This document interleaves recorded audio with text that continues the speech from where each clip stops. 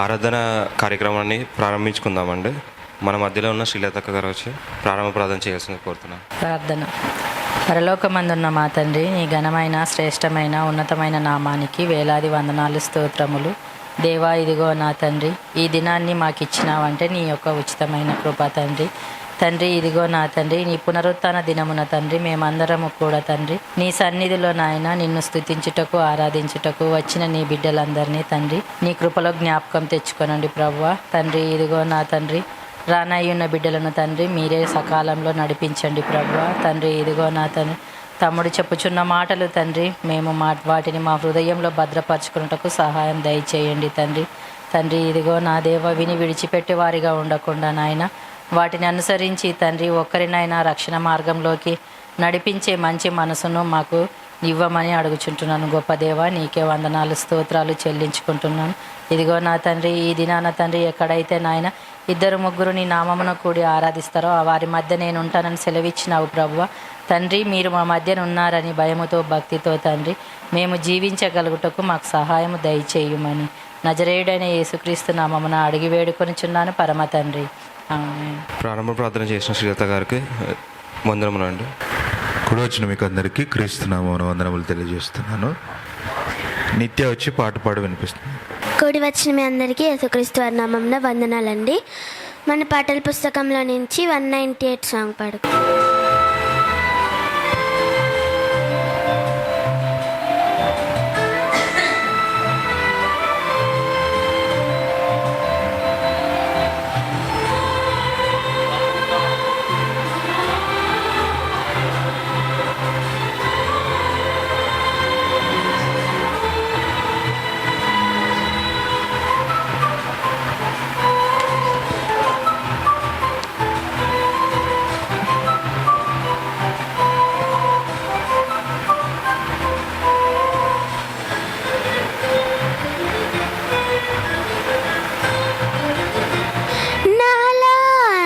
ప్రేమించేది ఎవరని, నాకంటే ప్రేమించే మనుషులు ఎవరని, నువ్వు కావాలని స్వర్గం విడిచానని, ఏది ఆశించని ప్రేమే నాదేనని, నువ్వు కావాలని స్వర్గం విడిచానని, ఏది ఆశించని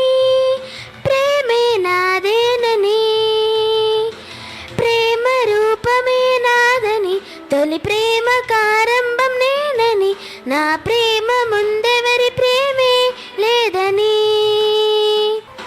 పాపమే నాలో లేదని, నువ్వు పాపివైనా ప్రేమని, నిన్ను ప్రేమతోనే గెలుచుకున్నానని, నీ రూపం చూసే ప్రతి మనిషి ప్రేమించాడుగా, ఏదో ఆశించే నీ వెంటే తిరిగాడతడుగా, మోహించాడుగా ప్రేమన్నాడుగా, ఆశించాడుగా వదిలేసాడుగా, మోసపు మోహపు ముసుగులో వలపని వల విసిరాడుగా, మోసాన్నే నమ్మావుగా, నా ప్రేమనే వదిలావుగా, నన్ను మరచిన మరువని ప్రేమవై, నా తలపున చెరగని రూపమై, నా మనసంతా నిండిపోయావని, నేను క్షణమైనా విడిచిపోలేనని, నాలా నేను ప్రేమించేది ఎవరు, నా ప్రేమలో కొరత లేదని, నావన్నీ నీకేనని, నా ప్రేమకే కొలత లేదని, ఏదైనా కాదనని, నా ప్రేమలో కొరత లేదని, నావన్నీ నీకేనని, నా ప్రేమకే కొలత లేదని, ఏదైనా కాదనని, తొలిసారిగా కష్టపడ్డాను నీ కోసం నిన్ను చూడగా, ఆశపడ్డాను ప్రతి నిమిషం తొలిసారిగా, కష్టపడ్డాను నీ కోసం నిన్ను చూడగా. ఆశపడ్డాను ప్రతి నిమిషం గగనాలు దాటిరాన నిన్ను చూడగా. అరచేతిలోన చెక్కుకున్నాగలేక, గగనాలు దాటిరాన నిన్ను చూడగా. అరచేతిలోన చెక్కుకున్న ఆగలేక. విన్నావా నాన్న నేనెవరని, నీ కోసం ఎదురు చూసే నీ నాన్నని. విన్నావా నాన్న నేనెవరని, నీ కోసం ఎదురు చూసే నీ నాన్నని. నాలా నేను ప్రేమించేది ఎవరని, నాకంటే ప్రేమించే మనుషులు ఎవరని. అవకాశం ఇచ్చిన అధ్యక్షుల వారికి వందనాలు. అదేవిధంగా మరి ఒక పాట మరి మన మధ్యలో ఉన్నటువంటి రాజలక్ష్మమ్మ గారు వచ్చి పాట పాడి వినిపిస్తారు. చెల్లి ప్రసన్న రాజలక్ష్మమ్మ గారు వచ్చి పాట పాడి. కూడి వచ్చినటువంటి దేవుని పిల్లలందరికీ మన ప్రభువును పరిరక్షకుడైనటువంటి యేసుక్రీస్తు వారి పుణ్యనామములో శుభాభివందనాలు తెలియజేసుకుంటున్నానండి. మన పాటల పుస్తకం నుంచి 188వ పాట పాడుకుంటూ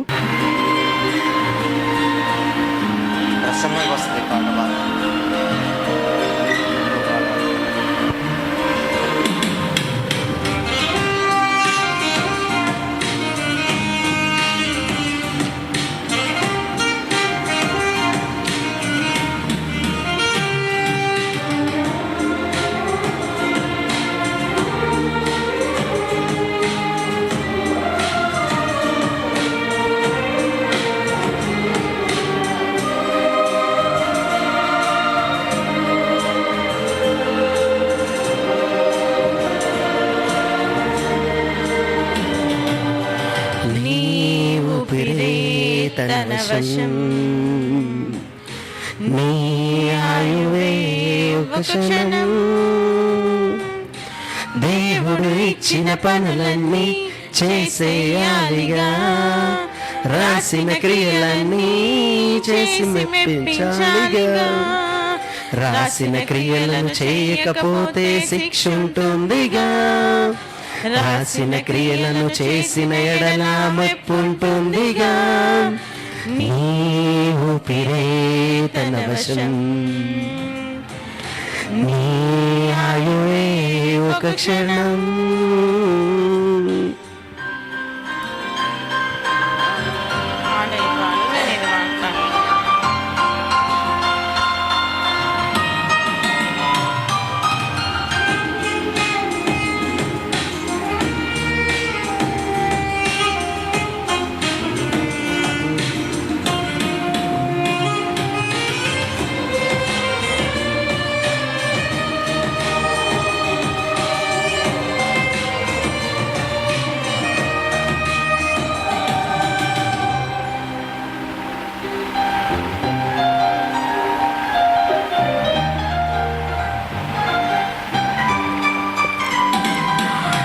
ఊరి పేరు తల్లిదండ్రులు లేక ముందే నిన్ను చూశాడుగా, మంచి చెడులు మేలు కీడు చేయనప్పుడే రాశాడుగా.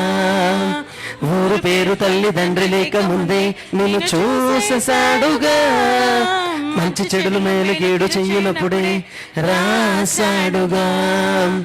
ముందుగానే సిద్ధం చేసిన క్రియలున్నాయిగా, అందుకొరకే క్రీస్తునందు సృష్టించాడుగా.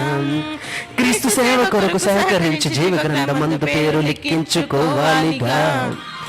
నీ ఊపిరే తన వశం, నీ ఆయువే ఒక క్షణం.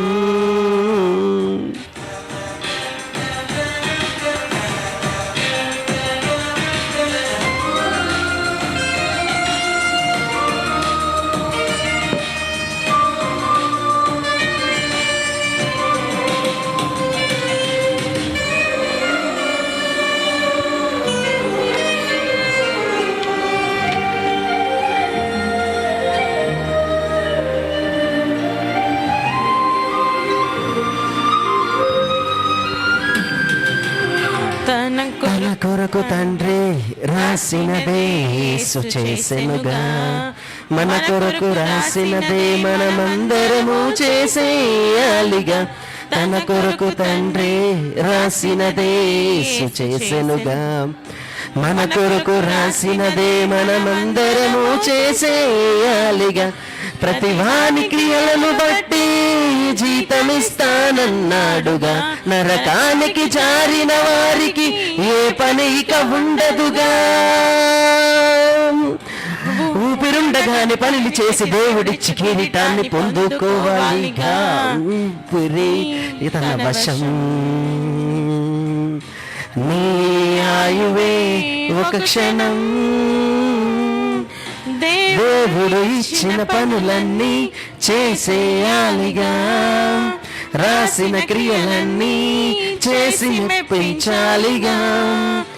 రాసిన క్రియలను చేయకపోతే శిక్ష ఉంటుందిగా, రాసిన క్రియలను చేసిన ఎడల మెప్పుంటుందిగా. నీ ఊపిరే తన వశం, నీ ఆయువే ఒక క్షణం. Thank you so much. పాట పాడి వినిపించినటువంటి మరి సహోదరులు అశోక్ గారికి, అలాగే చెల్లి ప్రసన్నకి, రాజలక్ష్మి గారికి మరి సంఘం తరపున వందనాలు తెలియజేస్తున్నాను. మరి ఏమాత్రం ఆలస్యం చేయకుండా మరి వాక్యపట్నం చేసుకుందామండి. ముందుగా మత్తయి సువార్త 16వ అధ్యాయము 21 నుంచి 25 వచనాలు సహోదరులు మరి సువార్త రాజు గారు చదివి వినిపిస్తారు. మొదటి వాక్యపట్నంగా మత్తయి సువార్త 16వ అధ్యాయం 21 నుంచి 25 వచనాలు సువార్త రాజు గారు చదివి వినిపిస్తారు. అలాగే మత్తయి సువార్త 16వ అధ్యాయం 26 నుంచి 28 వచనాలు మరి సహోదరుడు సూర్య గారు చదివి వినిపిస్తారు. మత్తయి సువార్త 16వ అధ్యాయం 21 వచనం నుండి, అప్పటి నుండి తాను యెరూషలేమునకు వెళ్ళి పెద్దల చేతను ప్రధాన యాజకుల చేతను శాస్త్రుల చేతను అనేక హింసలు పొంది చంపబడి 3వ దినమున లేచుట అగత్యమని యేసు తన శిష్యులకు తెలియజేయ మొదలు పెట్టగా, పేతురు ఆయన చెయ్యి పట్టుకొని, ప్రభువా, అది నీకు దూరమవునుగాక, అది నీకెన్నడును కలుగదని ఆయనను గద్దింపసాగాను. అయితే ఆయన పేతురు వైపు తిరిగి, సాతానా, నా వెనుకకు పొమ్ము, నీవు నాకు అభ్యంతరకరమయ్యున్నావు. నీవు మనుషుల సంగతులని తలంచుచున్నావు గాని దేవుని సంగతులను తలంపకయున్నావని పేతురుతో చెప్పెను. అప్పుడు యేసు తన శిష్యులను చూసి, ఎవడైనను నన్ను వెంబడింపగోరిన ఎడల తన్ను తాను ఉపేక్షించుకొని తన శిలువ నెత్తుకొని నన్ను వెంబడింపవలెను. తన ప్రాణమును రక్షించుకొనగోరువాడు దాన్ని పోగొట్టుకొనును. నా నిమిత్తము తన ప్రాణమును పోగొట్టుకొనువాడు దాన్ని దక్కించుకొనును. Thank you. వాక్యపట్నాన్ని చదివి వినిపించినటువంటి సహోదరులు మరి సువార్తరాజు గారికి సంఘం తరపున వందనాలు తెలియజేస్తున్నాను. అదేవిధంగా రెండవ వాక్యపట్నంగా మత్తయి సువార్త 16వ అధ్యాయము 26 నుంచి 28 వచనాలు మరి సూర్య చదివి వినిపిస్తాడు. క్రీస్తునామం అందరికీ వందనములండి. మత్తయి సువార్త 16వ అధ్యాయము 26 నుంచి 28 చదువుకుందాం. ఒక మనుష్యుడు లోకమంతయు సంపాదించుకొని తన ప్రాణమును పోగొట్టుకంటే అతనికి ఏమి ప్రయోజనము? ఒక మనుష్యుడు తన ప్రాణమునకు ప్రతిగా నేమి ఇయ్యగలడు? మనుష్య కుమారుడు తన తండ్రి మహిమ గలవాడై తన దూతలతో కూడా రాబోచున్నాడు. అప్పుడు ఆయన ఎవని క్రియలు చొప్పున వానికి ఫలమిచ్చును. ఇక్కడ నిలిచిన్న వారిలో కొందరు మనుష్య కుమారుడు తన రాజ్యముతో వచ్చుట చూచు వరకు మరణము రుచి చూడరని నిశ్చయముగా మీతో చెప్పుచున్నారు. వాక్యపట్నాన్ని చదివి సహకరించినటువంటి సహోదరుడు సూర్య గారికి సంఘం తరపున వందనాలు తెలియజేస్తున్నాను. దయచేసి మీ సెల్ ఫోన్స్ ఒకసారి చెక్ చేసుకోండి. సైలెంట్ మోడ్ లో కానీ ఫ్లైట్ మోడ్ లో కానీ పెట్టుకోవాల్సిందిగా కోరుచున్నాను. మరి ఈ విలువైన సమయాన్ని వాక్యం ఉపదేశించవలసిందిగా మన మధ్యలో ఉన్నటువంటి వెంకటయ్య గారికి సమయాన్ని అప్పగిస్తున్నాను. ప్రార్థన చేసుకున్నాను. పరలోకమందున్న మా తండ్రి, మీరు ఇచ్చిన ఈ అవకాశాన్ని బట్టి మీ కృతజ్ఞతాస్తుతులు చెల్లించుకుంటున్నాను నాయన. మరి మీ కుమారుని యొక్క పునరుద్ధాన దినమున మరి మేము ఇలా కూడి ఉండగా మేము మాట్లాడుకోబోయే మాటలు, మేము చదువుకోబోయే మాటలు, మేము ఏమైతే నేర్చుకుంటున్నామో ఆ మాటలన్నింటినీ సమయోచిత జ్ఞానంతో నేర్చుకున్నటకు, జ్ఞానించగలుగుటకు మాకు సహాయం చేయండి తండ్రి. అలాగే తండ్రి, మీ వాక్యం నేను చెబుతుండగా నన్ను మరుగుపరిచి మరి మీ మాటలు మీ పిల్లలకు చెప్పగలగడానికి సహాయం చేస్తారని నమ్ముతూ యేసుక్రీస్తు వారి పరిశుద్ధ నామంలో ఈ ప్రార్థన అడిగి వేడుకుంటున్నాను తండ్రి, ఆమె. ప్రియమైన దేవుని పిల్లారా, నాటి మోసగాడు నేటి దీవెనకర్త అనే పాఠాన్ని మనం ఆలోచించబోతున్నాం. ఎవరు అంటే యాకోబు గారు అండి. యాకోబు గారి జీవితంలో పరివర్తన ఎలా జరిగింది అనేది మనం ఆలోచించబోతున్నాం. అయితే యాకోబు మొదట్లో జ్యేష్ఠత్వం హక్కు కోసం యాసావును మోసం చేశాడని మనం అందరం మాట్లాడుకుంటాం, అంతేనా? యాకోబు ఆ జ్యేష్ఠత్వపు హక్కు కోసం ఏం చేశాడు? మోసం చేసినట్టు మనకు కనిపిస్తుంది. కానీ దేవుని యొక్క ప్రణాళిక దేవుడు ముందరే చెప్పడం జరిగిందా లేదా? ముందు చెప్పాడా? ఏమని? వెనక పుట్టిన అతను ఏం చేస్తాడంటే మొదటి పుట్టిన వానికి దాసునిగా ఉంటాడని ఆల్రెడీ దేవుడు ముందే చెప్పేశారు. అయితే ఇక్కడ దేవుని యొక్క ప్రణాళిక నెరవేరాలి కానీ యాకోబు ప్రణాళిక నెరవేరకూడదు. చాలా జాగ్రత్తగా గమనించండి. యాకోబు యొక్క జీవితాన్ని ఆలోచించేటప్పుడు చాలా జాగ్రత్తగా మనం ఆ వచనాల దగ్గరికి వెళ్ళి ఆలోచిస్తే దేవుని ప్రణాళిక నెరవేరాలి. ఇప్పుడు ఇస్సాకు గారు గురించి మనం చెప్పుకున్నాం, అంతకుముందు అబ్రహాం గారి గురించి చెప్పుకున్నాం. ఇక్కడ జనరేషన్ అనేది రావడానికి కారణం ఏంటంటే వీళ్ళ భక్తి జీవితాన్ని మనం ఆలోచించుకుంటే వాళ్ళు ఏ విధంగా నెక్స్ట్ జనరేషన్కి ఉపయోగపడుతున్నారో మనం ఆలోచించాలి. మన జీవితంలో కూడా మనం ఏ విధంగా నెక్స్ట్ జనరేషన్కి ఉపయోగపడతాం అనేది ఆలోచించాలి. ఇంకా అలా ఆలోచించినప్పుడు ఇదే నా బ్రతుకు అనుకున్నప్పుడు ఇంకా మనం ముందుకు వెళ్ళలేమండి. ఇదే నా బ్రతుకు అనుకున్నప్పుడు ఇంకా పరలోకం గురించి ఎవరు ఆలోచిస్తారు? ఏమన్నా ఆలోచిస్తారా? ఆలోచించరు. కాబట్టి ప్రియమైన దేవుని పిల్లారా, యాకోబు జీవితాన్ని మనం ఆలోచించినప్పుడు అతను ఏం చేయాలనుకున్నాడు, ఏం చేస్తున్నాడు, సొంత తెలివితేటల నుండి దేవుని యొక్క కృపకి ఎలా మారాడు అనేది కూడా తెలియదు. ఇప్పుడు మనం కూడా కొన్ని సొంత నిర్ణయాలు తీసుకుంటూ ఉంటాం. ఏంటి? దేవుని మాటకు వ్యతిరేకంగా సొంత నిర్ణయాలు తీసుకుంటూ ఉంటాం. చాలా మంది ఏమంటారంటే ఆ వాక్యము చూపించగానే బైబిల్లో బోల్డ్ ఉంటాయండి, చాలా ఉంటాయి, అవన్నీ మనం పాటించగలదేంటి? అవన్నీ ఎవరు పాటిస్తారండి? అవునా? ఇంకా ఎలా మాట్లాడతారంటే ఈ యాకోబు మోసగాడు కదా, నేను మోసం చేస్తే ఏమైంది, ఇలా మాట్లాడేవాళ్ళు కూడా. ఎందుకంటే ఇప్పుడు తాగుబోతులు 99% వాక్యాన్ని చెప్తారు తెలుసా మీకు? క్రైస్తవుల్లో తాగుబోతులు ఉంటారు కదా, వాళ్ళ దగ్గరికి వెళ్ళి మీరు అడిగారు అనుకో, ఎవరో తిమోతి గారు తాగలేదా కడుపు జబ్బు నిమిత్తం? ఆయన ఏమైనా తాగకుండా వదిలేశాడా? ఎన్ని రిఫరెన్స్లు కావాలి నీకు బైబిల్లో అనేవారు కూడా ఉంటారు. ఇలా అర్థం చేసుకోకూడదు. వాళ్ళు ఎందుకు తాగారు, దేనికి తాగారు, ఏమి తాగారు, ఇలా వాటిని పరిశీలించి ముందుకు వెళ్ళడానికి వెళ్ళాలి. ఇంకో విషయం ఏంటంటే, ఇప్పుడు డాక్టర్ ఏదైనా ట్యాబ్లెట్ ఇచ్చాడు అనుకోండి, ఇతనికి టైఫాయిడ్కి ట్యాబ్లెట్ ఇచ్చాడు ఒక అతనికి, ఇతనికి ఏమో మలేరియా వచ్చింది, మలేరియాకి మెడిసిన్ వాడాలి. వాడు టైఫాయిడ్ ట్యాబ్లెట్ తింటున్నాడు కదా అని ఈడు కూడా తింటాడా? మలేరియా వాడు తినొచ్చండి? వీడు ఏది తినాలో అదే తినాలి. వాడు తింటున్నాడని వీడు తినడు కదా. మరి చాలా మంది ఆ బతుకును కొనసాగించుకోలేక సూసైడ్ చేసుకుంటున్నారు. అవునా? ఆడు చచ్చిపోయాడు కదా, నువ్వు కూడా చచ్చిపోవచ్చు కదా. అవునా కదండి? ఎవడో చచ్చిపోయాడు కదా, నువ్వు చచ్చిపోవచ్చు కదా. కాబట్టి చాలా జాగ్రత్తగా మన జీవితాలను ఏ విధంగా పరిశీలించుకుంటున్నామో ఆలోచించుకోవాలి. అయితే యాకోబు జీవితానికి వచ్చేసరికి ఆదికాండము 27వ అధ్యాయం 35వ వచనాన్ని ఒకసారి చూడండి. ఆదికాండము 27వ అధ్యాయం 35వ వచనం. అతడు నీ సహోదరుడు కపటోపాయముతో ఇస్సాకు గారి దగ్గరికి వచ్చాడండి. వచ్చి ఏం చేశాడంట?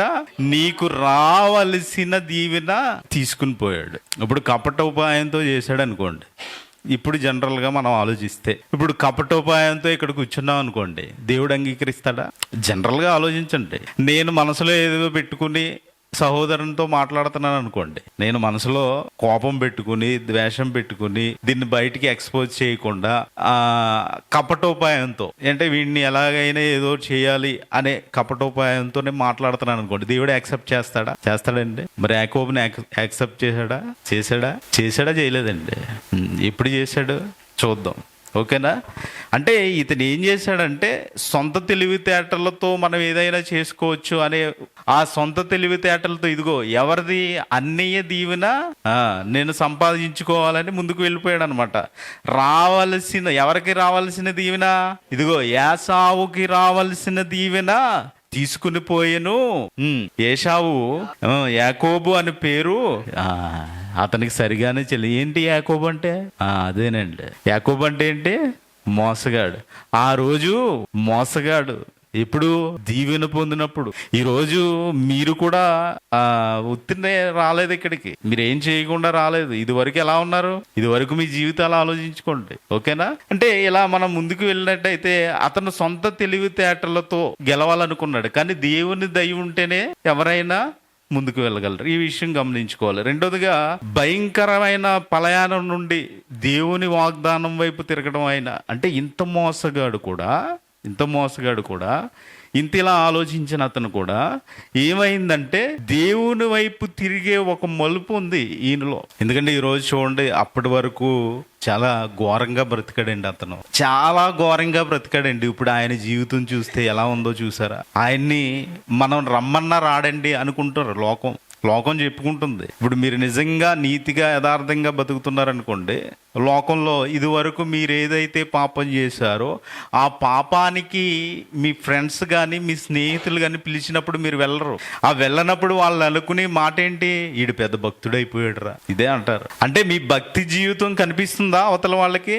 కనిపిస్తుంది. ఎక్కడ? మీ ప్రవర్తనలో కనిపిస్తుందండి, మీ ప్రవర్తనలో కనిపిస్తుంది. ఆదికాండం అన్నకు భయపడి పారిపోతున్నాడు ఈయన యాకోబు.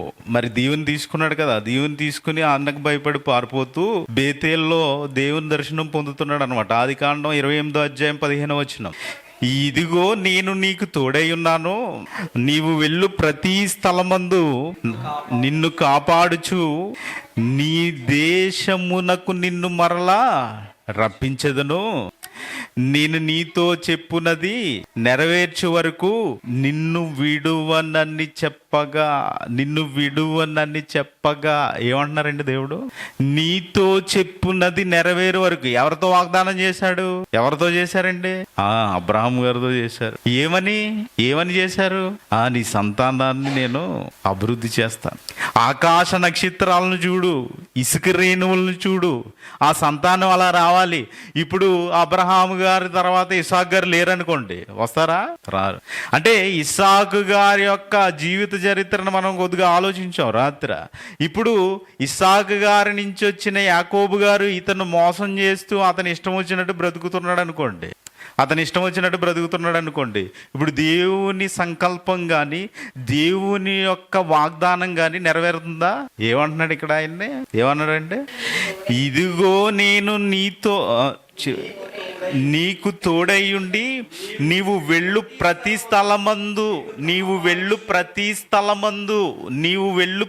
స్థలమందు ఏం చేస్తాడంట? కాపాడుతాడు. ఎందుకు కాపాడాలి? నేను బాగానే బ్రతుకుతున్నాడు కదా. ఏమండి, ఇప్పుడు వీడు మోసం చేశాడని అన్న వచ్చి యాకోబుని చంపేశాడు అనుకోండి, కయ్యిన్ని హేబేలు చరిత్ర మనం చూసుకున్నాం కదా, అలా వచ్చినట్టు ఇప్పుడు ఏమవుతుంది? వాగ్దానం నెరవేరుతుందా? అంటే ఇప్పుడు ఎవరు కాపాడుతున్నారు? ఇన్ని మోసం చేస్తున్నా కానీ మనము ఎన్నో పాపాలు చేసి ఉంటాం. ఇప్పటి వరకు ఎవరు కాపాడుకుంటా వచ్చారు? దేవుడండి. ఆలోచించారా? ఈయన మోసం చేస్తున్నా కానీ ఇతన్ని ఎందుకు కాపాడుతున్నాడంటే ఆల్రెడీ వాగ్దానం ఈయనదే, ఈయనకే చెందాలి ఆ దీవెన. ఈయన మోసం చేశాను అనుకుంటున్నాడు, కానీ దేవుడు ఎక్కడున్నాడంట? నిన్ను విడవన్నాయన, నేను విడవను, నిన్ను పట్టుకునే ఉన్నాను. అందుకనే అంటున్నాడు ఆ మాట. ఏమన్నాడు లాస్ట్? నీవు వెళ్ళు ప్రతి స్థలమందు నిన్ను కాపాడుచు ఈ దేశమునకు నిన్ను మరలా రప్పించెదను, నేను నీతో చెప్పునది నెరవేర్చు వరకు నిన్ను విడవనని చెప్పగా.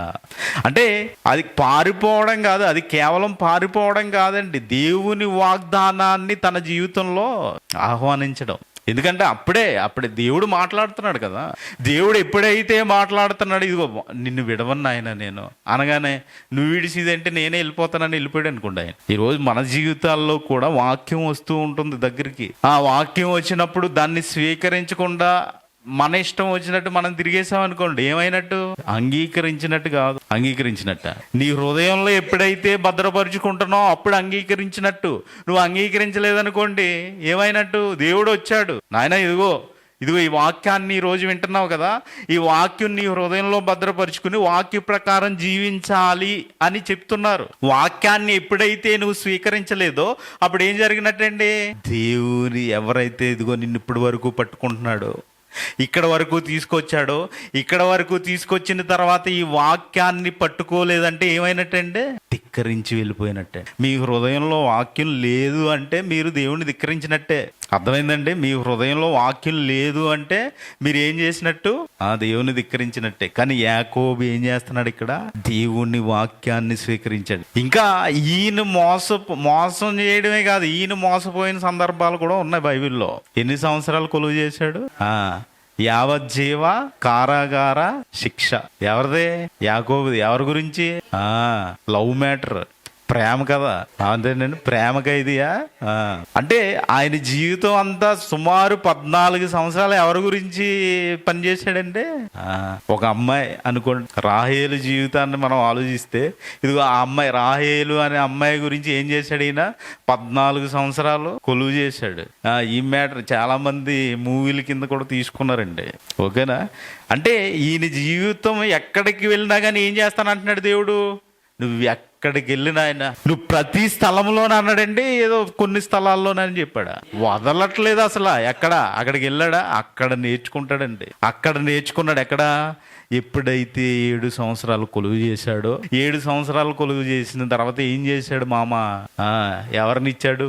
ఇచ్చేశాడు, ముసుకేశాడు, పెళ్లి చేసాడు, వెళ్ళిపోయారు. తెల్లారి చూసుకున్నాడు. ఎవరు పాపం 7 సంవత్సరాలు లవ్ చేసి 7 సంవత్సరాల తర్వాత ఆమెని నేను దక్కించుకున్నానని ఆనందంలో వెళ్ళిపోయాడు ఈయన. వెళ్ళిపోయి తెల్లారి చూస్తే ఎవరున్నారంటే ఆదికాండము 29వ అధ్యాయం 5వ వచనం. అతడు 29:5 చదవండి అమ్మా. లాబానును మీరు ఎరుగుదురా? 29:25 వచనం. ఆమెను లేయాని ఎరిగి అతడు లాబానుతో, నీవు నాకు చేసిన పని ఏంటి? రాహేలు కోసమే కదా నీ కొలువు చేశాను. ఇప్పుడు ఈయన మోసం చేసి వచ్చి ఈయన ఏమంటున్నాడండి? అంటే మోసగాళ్ళకే మోసగాడు ఎవరైనా? లాబాను ఏం చేశాడు? అయ్యో, నేను 7 సంవత్సరాలు కొలువు చేశాను కదా రాహేలు గురించి, నువ్వు నాకు రాహేల్ని ఇవ్వాలి కానీ నువ్వేంటి లేయాని ఇచ్చావు? నన్ను మోసం చేస్తావేంటి? ఏమన్నాడు? గట్టిగా అన్నాడు. చూడండి, అక్కడ గట్టిగా అన్నాడు. ఎందుకు నన్ను మోసపుచ్చితివని? నువ్వు ఎందుకు నన్ను మోసపుచ్చావు అంటే, నువ్వు మోసం చేసినప్పుడు లేదా? అంటే ఈ మోసపోవడం నుండి ఏం నేర్చుకున్నాడు ఈయన?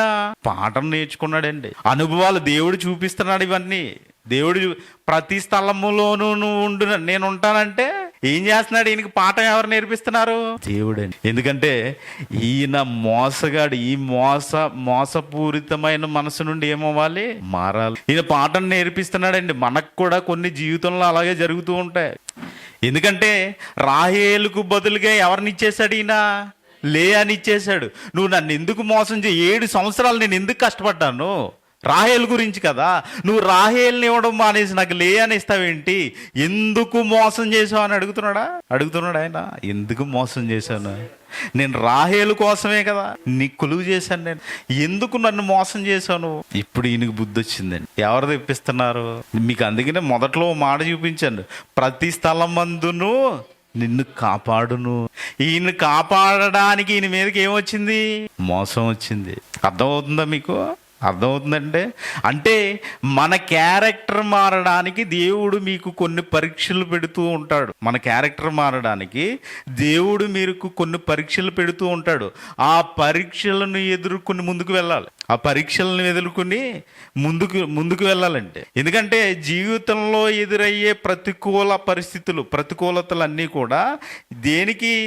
మనలను మరింతగా మార్చడానికి ఉపయోగపడతాయి అన్నమాట. అర్థమవుతుందండి? అంటే ఇప్పుడు యాకోబు దగ్గరికి వచ్చిన మోసం దేనికి? ఆయన మారడానికి. అంటే మోసము ద్వారా ఆయన పాఠాలను నేర్చుకోవాలి. ఇంకా దేవునితో పోరాటం చేస్తాడు ఆయన. ఎందుకు? అవసరం ఏముంది? అది రాయించవలసిన అవసరం ఏముంది? అది ఎందుకు రాయించాలంటే, పెనియేలు వద్ద రాత్రంతా దేవునితో పోరాడి, నీవు నన్ను ఆశీర్వదిస్తేనే గాని నిన్ను పోనీయను అంటాడు. నిన్ను వదలను నేను. ఇప్పుడు మనం ఎవరి దగ్గరికన్నా వెళ్ళాం అనుకోండి, పెద్దల దగ్గరికి వెళ్ళి మీరు తప్పనిసరిగా ఆశీర్వదించాలండి, ఆశీర్వదిస్తేనే వెళ్తాం మేము అని ఎప్పుడైనా అన్న మాటలు ఉన్నాయండి? ఇప్పుడు ఈయన ఏం చేస్తున్నాడంటే, ఆదికాండం 32వ అధ్యాయం 26వ వచనం. ఆయన తెల్లవారుచున్నది గనుక నన్ను పోనిమ్మనగా అతడు నీవు నన్ను ఆశీర్వదించితేనే గాని ఏమంటున్నారండి, నిన్ను పోనీయనెను. ఎవరిని? దేవుని దేవదూత దగ్గరకు వచ్చింది, పోరాడుతుంది యాకోబు తోటి. ఏంటి ఆ దేవదూతతో ఈయన పోరాడేస్తున్నాడా? కాళ్ళు పడి ఏం పట్టుకున్నాడంట? పట్టేసుకున్నాడు గట్టిగా. నువ్వు నన్ను ఆశీర్వదిస్తావా? దించవు. నువ్వు నన్ను ఆశీర్వదించు అంటే దేవుని దీవెన పొందుకోవడానికి ఎంత కష్టపడుతున్నాడండి ఆయన? దేవుని దీవెన పొందుకోవడానికి ఎంత కష్టపడుతున్నాడు? దేవదూతనే పట్టుకున్నాడంట. నువ్వు ఆశీర్వదించితేనే గాని నేను నిన్ను పోనీయను. ఇక్కడ అతను తన మొత్తం పాత గుర్తింపులన్నీ వదిలేశాడండి. పాత గుర్తింపులన్నీ వదిలేశాడు. నాకేం కావాలనుకుంటు, నూతన జీవితం కావాలనుకుంటున్నాడు. నేను ఇది వరకు మోసగాన్ని, ఇదిగో నా మోసం నాదంతా పోవాలి. ఇప్పుడు ఆ మోసపూరితమైన జీవితం అంతా పోవాలి. నాకు ఏమని ఇచ్చారు? యాకోబు అంటే ఏమనుకున్నాం? మోసగాడు. ఇతనికి ఏమని నామకరణం చేస్తున్నారు? ఇశ్రాయేలు అంటే ఏంటంటే దేవుని కుమారుడు. దేవుడు, ఇదిగో దేవునితో నడిచేవాడు. ఇవన్నీ అర్థాలు వస్తాయి. అంటే ఏం పేరు మారింది ఇక్కడ? మోసగాడి నుంచి ఏం మారిందంటే ఎందుకు మారిందంటే దేన్ని పట్టుకున్నాడు? దేవుడే నన్ను ఆశీర్వదించేది. ఎవరిని నమ్ముకున్నాడండి ఆయన? దేవుణ్ణి ఆశ్రయించేవాడు ఎప్పుడైనా బాగుపడనట్టు గాని పోయినట్టుగానే ఉందా? ఈ లోకంలో పోవచ్చేమో, నష్టం జరగవచ్చేమో, కానీ దేవుని దగ్గరికి వెళ్లకుండా ఉండేవాడు ఉన్నాడా? ఈ లోకంలో లాజర్కి నష్టం జరిగింది. ఏమంటే ఈ లోకంలో నష్టం జరిగింది. ఆయన ఎక్కడికి వెళ్ళిపోయాడంట? అబ్రహాము రొమ్మున అనుకోవడానికి వెళ్ళిపోయాడు. అంటే దేవునిని నమ్ముకుంటే, దేవునిని గట్టిగా పట్టుకుంటే నువ్వు పొందుకోబోయే పరలోకం ఖచ్చితంగా చేరతావు. ఉదాహరణ అండి. ఏం గట్టిగా పట్టేసుకో. మీరు పట్టుకోండి గట్టిగా వాక్యాన్ని, గట్టిగా పట్టుకోండి వాక్యాన్ని, గట్టిగా పట్టి నేర్చుకోండి వాక్యాన్ని, నేర్చుకోండి, చదవండి. మీకు ఇవ్వడా దేవుడు? ఇవ్వడా అండి జ్ఞానాన్ని? ఇవ్వడా? నాకు తెలియట్లేదు, నాకు రాదు, నేను చదవలేనంటే ఇంకెప్పుడు నేర్చుకుంటారండి? వాక్య పట్టణం చదువుకోమంటేనే మనకు టైం ఉండట్లేదు. ఇంకా బైబిల్ ఎక్కడ చదువుతాం? 10 వచనాలా?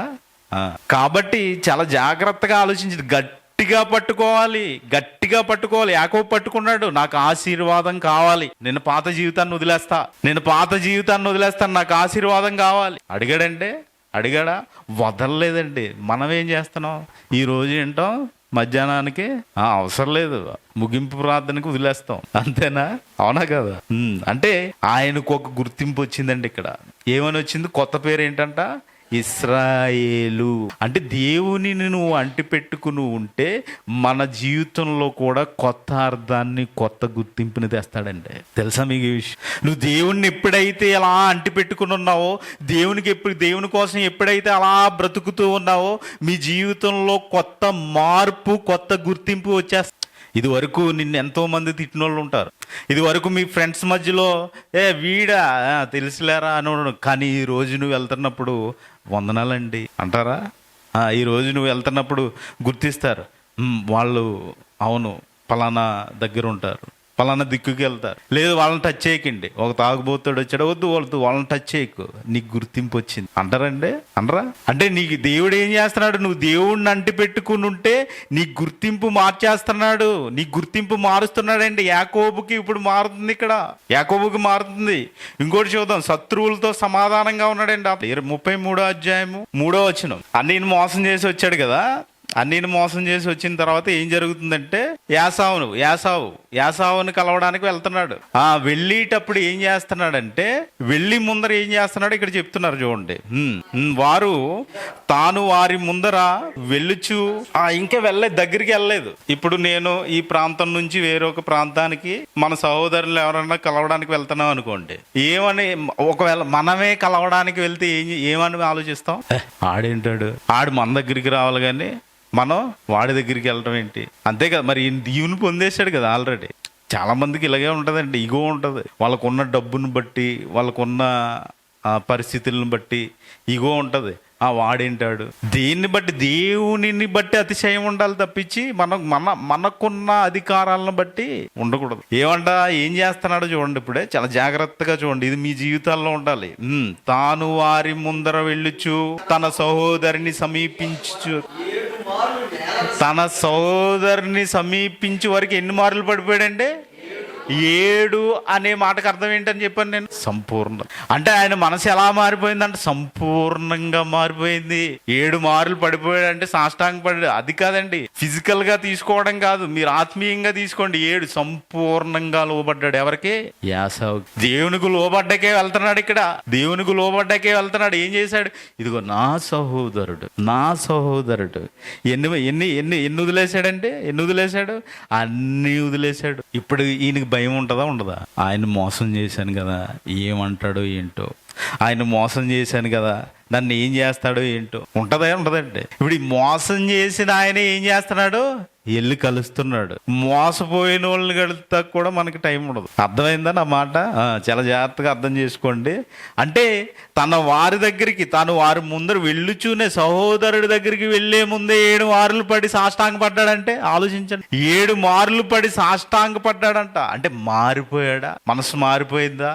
మారిపోయింది. ఈ రోజు ఉంటారండి ఏంటి ఈ విషయాలు అసలు కనీసం ఆలోచనే ఉండదు సహోదరుడి గురించి. ఎంత ఆలోచిస్తున్నా వాడా చెయ్యిలా ఇసురుతారంటే ఏంటి, ఏమనుకున్నావు, ఏం చేస్తున్నావు, ఏం మాట్లాడుకుంటున్నావు ఆలోచించారా ఎప్పుడన్నా? ఇవన్నీ పాత నిబంధనలో రాయించేశాడండి.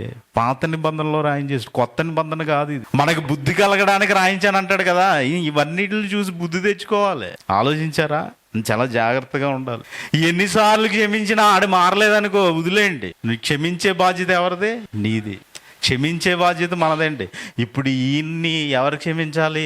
ఆయనకి క్షమించాలండి. ఎవరో యాసావు గారు క్షమించాలి, అవునా కదా? అప్పుడు యాసావు అతన్ని ఎదుర్కొని పరిగెత్తి అతన్ని కౌగులించుకుని అతన్ని మెడ మీద పడి ముద్దు పెట్టుకున్నాడంట. వారిద్దరు కన్నీరు విడిచారంట. ఏమండి ఆ బంధం పోయిందా? పోలేదు. ఆ బంధం పోలేదు. ఏం చేస్తున్నారండి? మెడ మీద ముద్దు పెట్టుకుని ఏం చేస్తున్నారంట? కన్నీరు విడిచారంట. అంటే నిజంగా చూసారా? ఈ రోజు అన్నదమ్ముల్లో ఈ సఖ్యత ఉందా? వీడు కొద్దిగా స్థలం ఇవ్వకపోతే వీడి జీవితాంతం మాట్లాడు. అర్థమైందా మీకు? వీడు కొద్దిగా ఏదన్నా 10 సెంట్లు అనుకోండి, ఎంత 0.5 సెంట్ ఏమన్నా తేడా వచ్చింది అనుకో, ఎంత అవసరం లేదు, ఒక 10 అడుగులు అనుకోండి, ఒక అడుగు ఇడికి తేడా వచ్చింది అనుకో, ఈ పక్కనోడు ఏం చేస్తాడు? ఇక్కడ దీవెనలే మోసం చేసుకుని తీసుకెళ్ళిపోయాడు కదండి. యాకోబు ఏం చేశాడు? యాసావుకు రావాల్సిన దేవుని దీవెనలన్నీ ఏం చేసుకు పట్టుకుపోయాడు. ఏమంటే వీళ్ళిద్దరిలో ఉన్న సఖ్యత చూసారా? దేవుడు ఎవరిని వదలట్లేదు ఇక్కడ, యాకోబును వదలట్లేదు. నువ్వు ఎక్కడికి వెళ్తే అక్కడ, ఇప్పుడు అక్కడికి సమాధానం రావాలంటే ఎలా వచ్చిందంటే, మీరు మాట ఈ ప్రసంగం అయ్యే వరకు గుర్తుపెట్టుకోవాలి. అన్నితోటి సమాధానం ఎక్కడ వచ్చింది?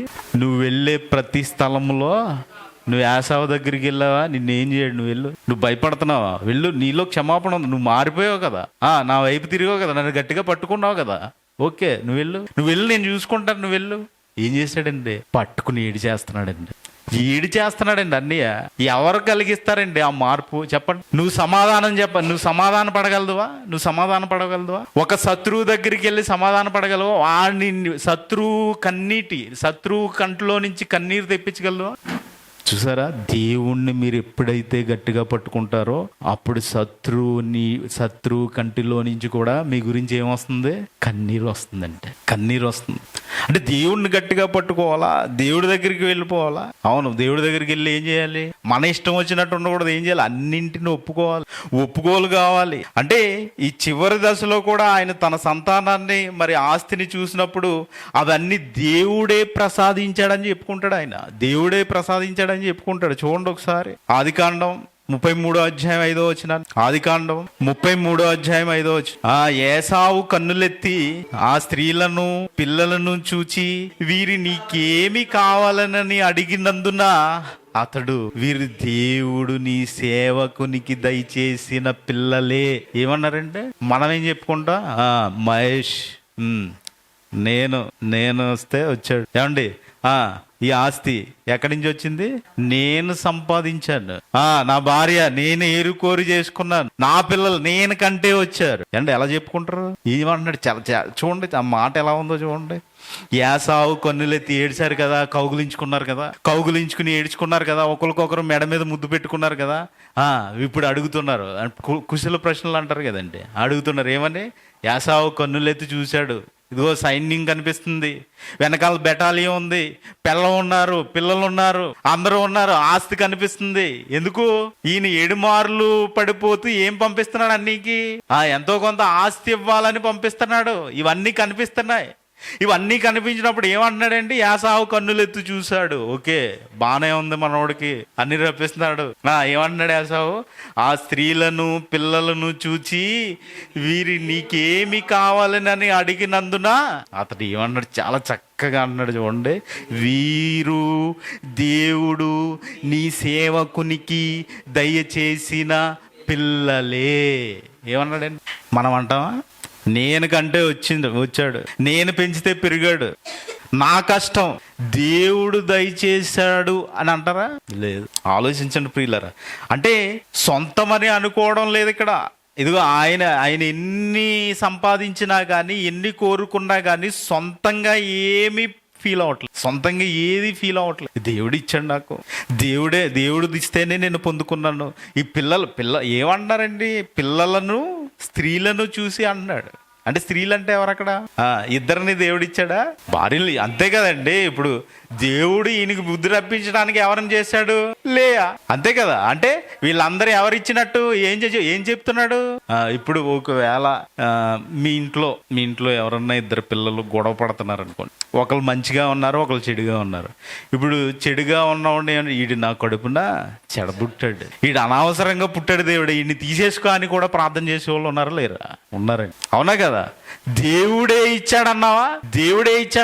వీడు దేవుడే ఇచ్చాడు, దేవుడు ఏదో ఒకటి ఆయన్ని మార్చుకోవాలని నేను చూస్తున్నాను అని అంటున్నావా? తీసుకెళ్ళిపోయండి, ఏం చేద్దావో చేయి, ఇటు చచ్చిపోయాడు అనుకుంటాను నేను. ఎంత ఆ మాట చూడండి, యాకోబులో నుంచి ఆ మాట చూడండి ఎలా ఉందో. ఈయన ఇలా ఉండి ఇంటే మోసం చేసే స్థితి నుంచి ఏమయ్యాడు ఈయన? ఏమని చదువుకున్నామండి? నాటి మోసగాడు ఏమయ్యాడు? నేటి దీవెనకర్తగా దీవించేవాడుగా మారిపోయాడు. అంటే ఈయన చివరి మలుపు ఏంటంటే, ఎప్పుడైతే ఈయన దీవెనల కోసం పరిగెత్తాడో, మోసం చేసి ఈ దీవెనలు తీసుకునేవాడిగా లేడు. చివరి దశలో ఎలా ఉన్నాడంటే దీవించేవాడిగా ఉన్నాడండి. ఫరో రాజుని జీవిస్తాడు. చూడండి ఒకసారి.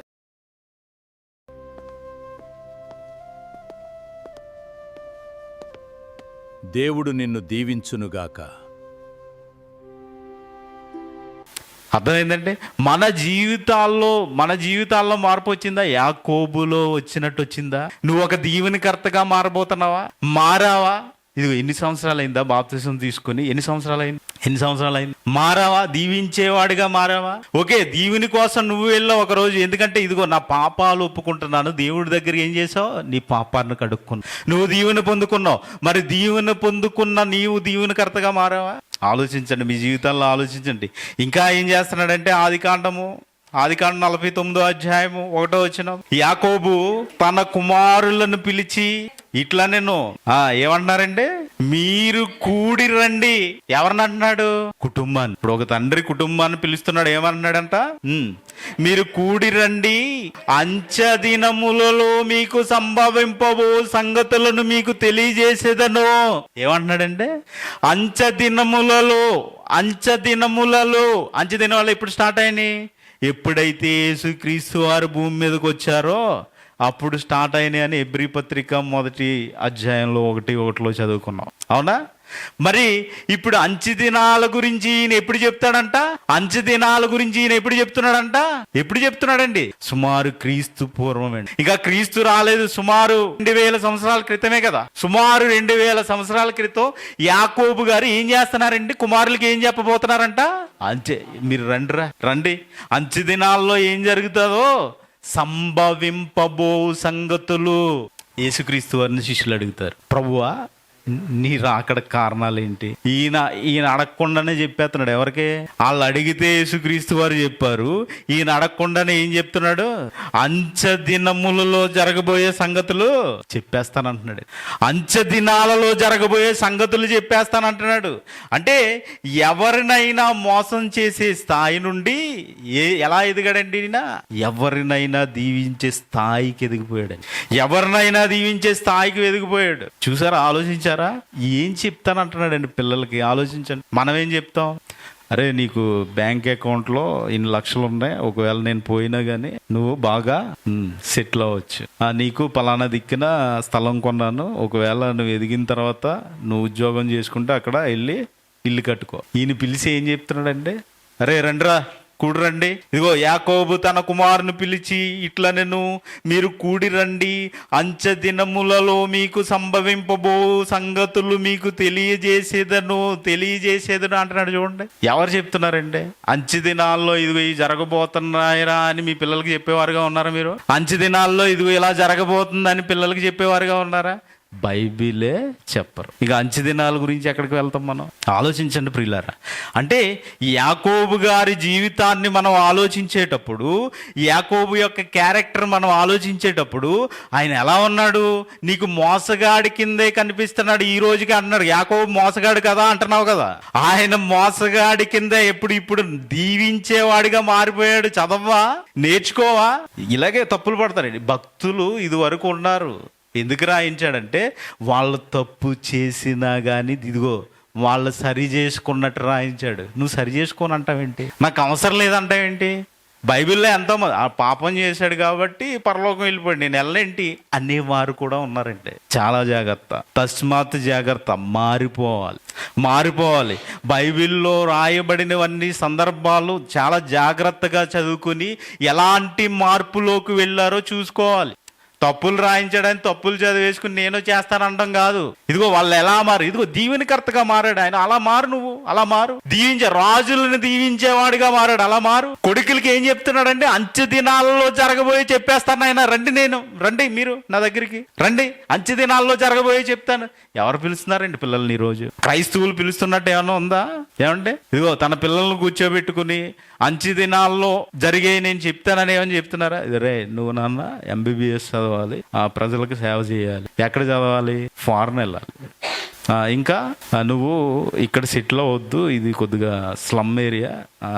ఆంధ్ర ఏంటిది, ఇండియా అంటే కొద్దిగా లంచాలతోటి వీటితోటి కూడా ఉంటుంది. నువ్వు ఎక్కడ సెటిల్ అవ్వాలి? అమెరికా, స్విట్జర్లాండ్, ఎక్కడ అటు సైడ్. నువ్వు ఇక్కడ వద్దులే, నేను ఎన్నో కష్టాలు పడ్డాను, నువ్వు కూడా కష్టపడడానికి లేదు, వద్దు నువ్వు వెళ్ళిపో. ఏమంటే ఇదా పిల్లలకు నేర్పించేది? ఏం నేర్పిస్తున్నాడంటే యాకోబు గారు? బుద్ధి తెచ్చుకోవాలండి ఈ మాట చదివిన తర్వాత. ఈ మాట చదివకన్నా బుద్ధి తెచ్చుకోవాలి. నాన్న ఈ ప్రపంచాన్ని తీసేస్తాడు ఆయన, ఉండదు ఇంకా. ఇదిగో అగ్నితో కాల్చేస్తాడు. దేన్ని? ప్రపంచాన్ని, ఈ భూమిని కాల్చేస్తాడు. ఉండదు ఇంకా. చెప్పాడండి, ఇవన్నీ చదువుకున్నాం కదా, ఇవన్నీ చెప్పాడు కదా. ఇదిగో రెండో మరణం ఉంది. అన్నింటినీ తీసుకెళ్ళి, ఆత్మని, శరీరాన్ని, భూమిని, పాతాళ లోకాన్ని అన్ని తీసుకెళ్లి అగ్నిగుణంలో వేసేస్తాడు. పోతుంది నాయన ఇదంతా. దీని గురించి మనం బ్రతకూడదు ఈ భూమి మీద. ఎంతమంది కుమారులకండి యాకోబు? 12 మందికి. ఇశ్రాయేలీలకి అందులో నుంచి తప్పిపోయిన వారు కూడా ఉన్నారు. వీళ్ళందరికీ నేర్పించాడండి అంచె దినాల్లో జరగబోయేది. ఇదిగో మీలో నుంచి ఒక నక్షత్రం వస్తుంది, యేసుక్రీస్తు అనే నక్షత్రం.